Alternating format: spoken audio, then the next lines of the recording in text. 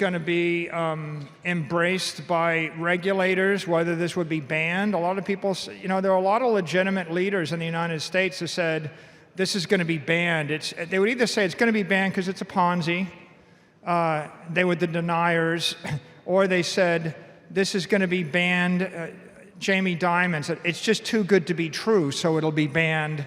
So there were the people that didn't understand it, and there were the people that understood it but thought it was too good, and so the government would take it away.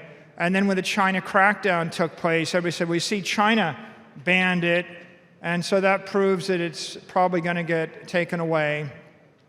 And here we are in 2022, and what you have is a fight between the chair of the SEC and the chair of the CFTC to see who gets to regulate it or who gets to endorse it. And what's become very clear is you've had the head of the CFTC say this is a commodity. You've had the chair of the SEC say this is a commodity. You have had the Secretary of the Treasury, Janet Yellen, recite the legend of Satoshi in a speech at American University. Right? Satoshi, a person or persons figured out how to transfer value without an intermediary. We now see all the regulators in the Western world have embraced this as an asset class.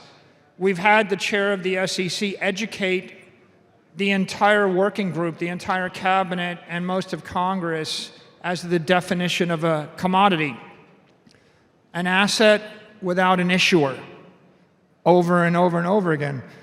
So the last 24 months have brought mainstream adoption and legitimacy to Bitcoin, and it wasn't there in the middle of 2020.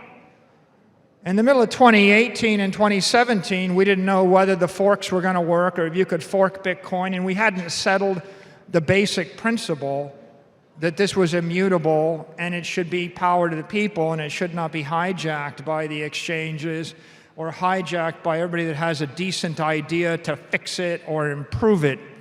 But I think, you know, Len has said this, and I've said it too.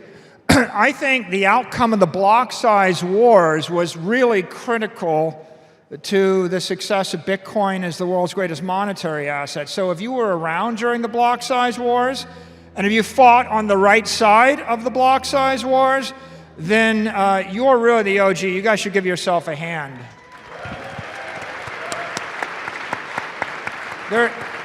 There's no way that I would be here, that we would be here, that we would have an avalanche of institutional adoption without the sacrifices that were made during the block size wars and without the principled fight.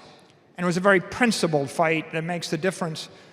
And today, what you have is you have a raft of regulators, you know, that have said a commodity is an asset without an issuer.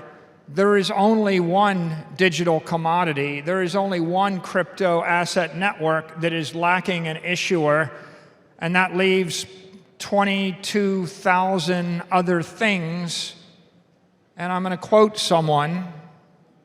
The vast majority of those other things are securities.